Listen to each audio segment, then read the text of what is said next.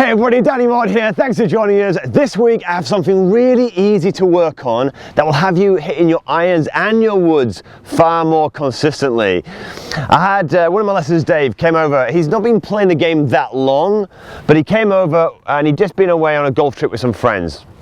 And he was striking his irons so inconsistently compared to his playing partners, it was getting a little bit frustrating. So he booked in for a session, and what we did was probably one of the easiest things I've ever done really with a lesson, you know, to make such a dramatic improvement to his striking and his distance of his shot. So I'm going to share with you exactly what we did and how we did it in this week's training. Before we do, if you're new to the channel and you're seeing me for the first time, consider subscribing. Every single week we release tips and drills to hopefully make this game a lot easier to learn. So let's get started. So what did Dave have? Well, like a lot of golfers, his swing took on various different shapes.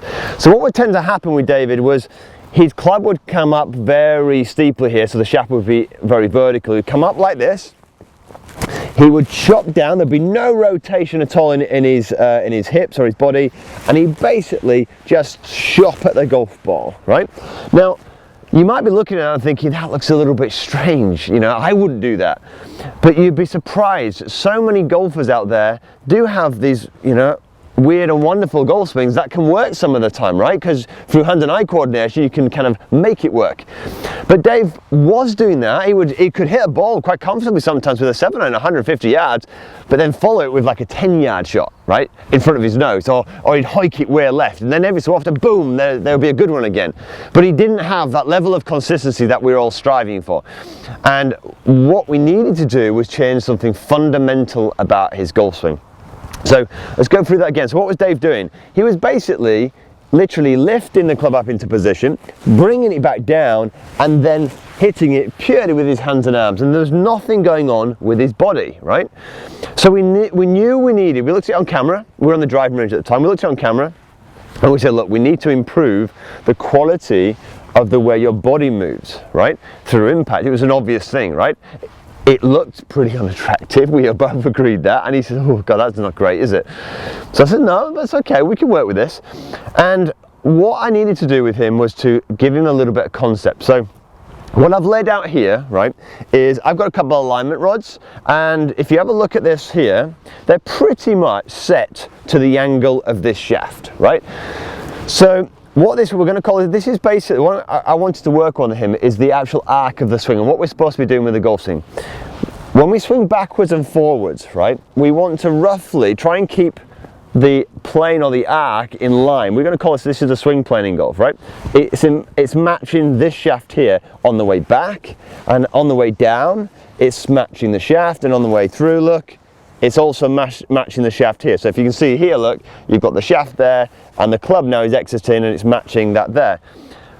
When Dave was swinging, the club wasn't matching. It was coming up here on this way, and then on the way through, it would also come up very much straight, and he was almost trying to hit the ball straight down the middle, and he was pushing it straight, and the shaft was going very vertical here. So what we did is we knew we needed to change this, right? Now, you can't do this just simply by hitting golf balls. So what we did, we were actually on the driving range at the time. We didn't have rods, but what we did was have a mirror, right? So you might not have rods either, but you may have other things at your disposal. So we had a mirror, but for the purpose of this video, I'm going to put some alignment rods in. So what I did was get him with his right hand, just put his right hand at this position here. And what I want to do is this, okay? I want him to imagine, right, his left hand stays where it is for now, okay? And we're going to move the right hand, and we're going to try and get it at the line, in line with the shaft here, okay, the alignment rod on the ground. And we're going to practice swinging backwards and forwards on this line. Now, he would normally have done this, and that's what he felt like he needed to do, but suddenly his arm, as he was describing, was going into a different position. And you may find this when you put your rods in, right, something as simple as this, that hand is definitely in a very different position to it was before. Maybe you felt as though this is the right position, right? Maybe that was the right position for you, but for Dave, this was now feeling very different.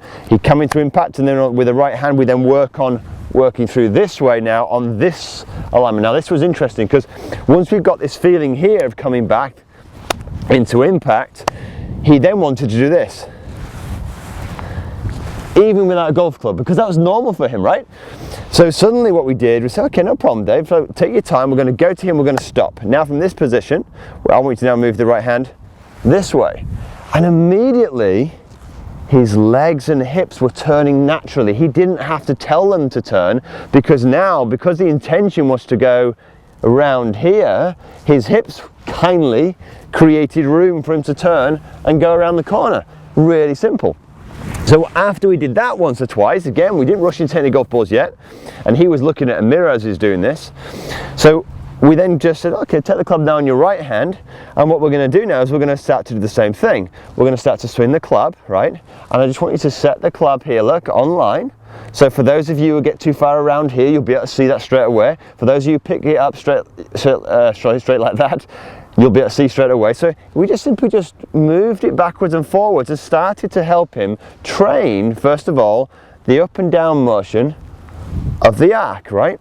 Once we'd done one or two of these, we then said, okay, let's move now from this position and start to work it up this way. Back, here we might stop him, and then work it back this way. Notice how we're doing this slowly, stuff. We're not rushing through this. I actually did it in one position, then two positions, right? Just getting him to feel it. Then the second hand comes in, right? And this is all in our lesson. This is a practice session, right? For you potentially. We're going to take two hands and do the same thing. Swing it back here, work it back, just set it into that position there, work it back down, and I'd actually get him to stop now because we want to make sure the club face is square at impact, okay? And then from here, release it back around. And this was an interesting one. This he found difficult initially. He was always pushing it straight in an attempt to hit the ball straight. This was a different movement for him. So he'd turn it round, and then I'd get him to check it. So we'd repeat that process quite a few times to educate the body. Then what we'd actually do, I'm not going to do it here, but what we'd actually do is we actually got him to tee a ball up. We weren't interested in striking initially. We just said, look, I'm going to put a ball there now purely as a distraction, right?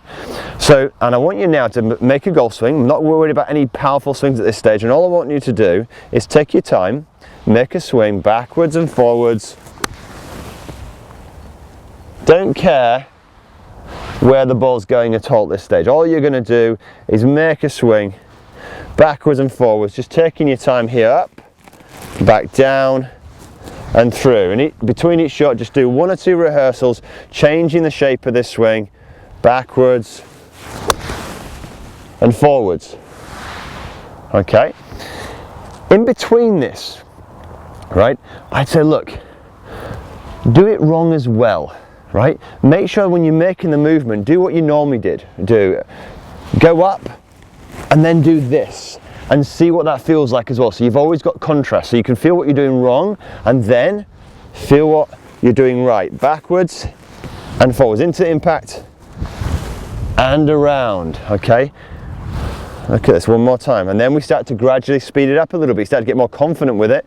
Working it back around here. And away, hey presto. Suddenly now we started to get the shape that we wanted, and so his confidence increased. So look, I promised you it was going to be an easy one this week, right? It really, really is. This is what we did in summary. Dave came to me, his swing was all over the place. His body wasn't rotating correctly in any shape or form. His hips didn't turn through impact. His swing was up and down. His consistency of contact was all over the place. He didn't hit it anywhere at all. By the end of the session, I can guarantee he was hitting it 20 yards plus further with his irons, and the consistency of direction was, well, it was unrecognizable, right? And what we did was very simple. We didn't have alignment rods, so you don't have to have them. We basically said, look, the plane or the arc of the swing needs to match the angle of your shaft.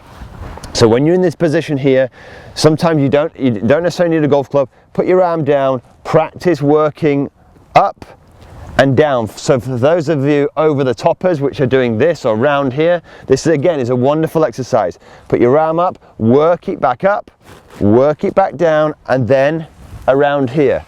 I divided it into 3 sections. I said, look, it's like learning a language, right? You don't learn a sentence straight away, you learn the individual words. So I said, look, we're going to learn 3 words. We're going to go back here, 1, to impact, 2, through, 3, right? So you just work on those 3 things together.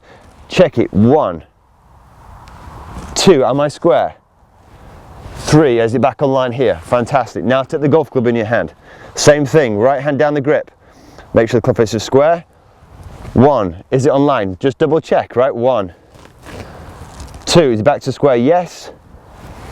3, am I on line here? Yes. Fantastic. Once you've done that, bring the second hand in. Same thing. 1, 2, 3. Now, when you've learned the individual words in language, what do? You try and join them together, right? And it might be a bit clumsy to start off with, right? It might seem a little bit wooden. Well, that's absolutely fine. It's normal, right? It takes a bit of time to practice. So then you try and join the dots together and join the numbers together. So it's like 1, 2, 3. Yeah? 1, 2, 3. You're training the shape. Once you've done that, take a ball, maybe peg it on a tee so you don't worry about striking so much, and off you go again, right? So, backwards and forwards, 1, 2, 3. Okay, so that is it. Really, really easy one for Dave this week, giving him really great results. I hope you enjoy this. If you've got some friends, maybe a beginner golfer could benefit from something like this, right? But if you've got some friends who could benefit from some of this training, please share it. It really, really helps. And of course, look, if you're enjoying the content and you want to receive it in your inbox every single week, please subscribe to the channel and press the bell. But until next week, have a great golfing week.